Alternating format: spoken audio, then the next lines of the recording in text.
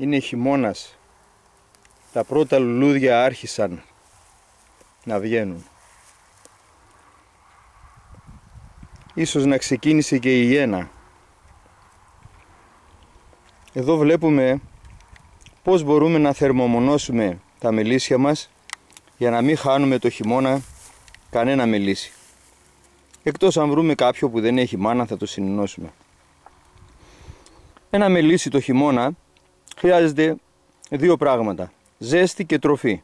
Ζέστη και τροφή.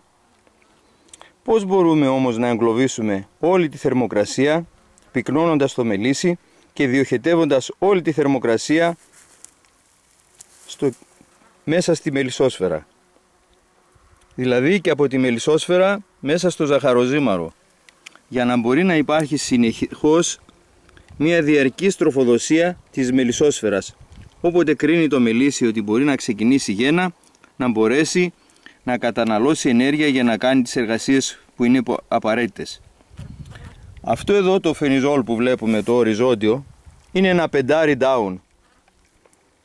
Κοστίζει 3 ευρώ και είναι αθάνατο. Θα μας πάει μία ζωή.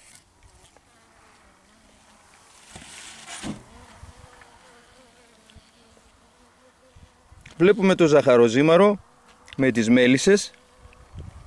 Σκεφτείτε ότι τα πλαϊνά φενιζόλ που έχουμε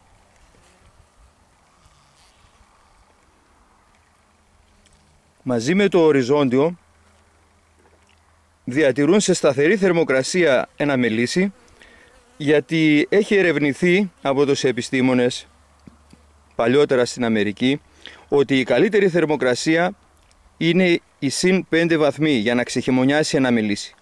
Μελίσια που έχουν εγκλωβίσει σε υπόγεια με θερμαινόμενα καλοριφέρ κατανάλωναν πάρα πολύ, φθήρεται το σώμα της μέλισσας πολύ σύντομα και δεν είναι κάτι που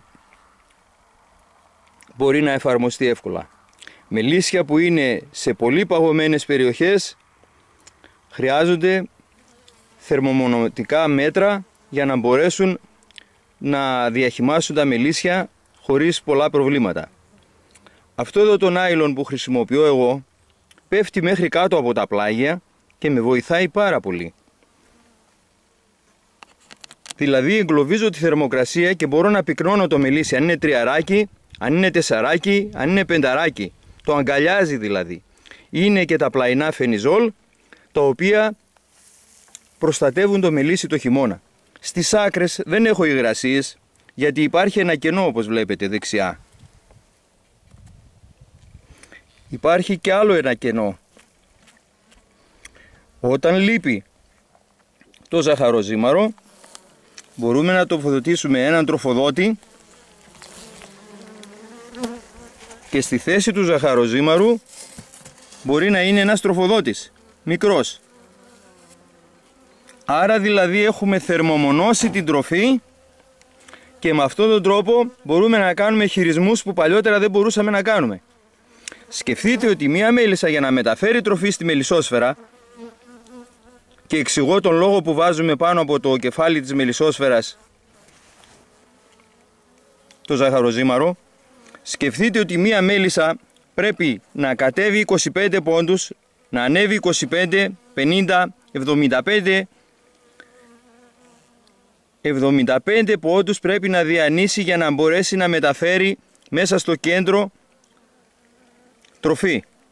Αυτός είναι ο λόγος που βάζοντας το ζαχαροζύμαρο πάνω στη μελισσόσφαιρα βοηθάμε το μελίσι να μπορεί να βρει την τροφή πολύ κοντά σε επαφή με τη μελισσόσφαιρα.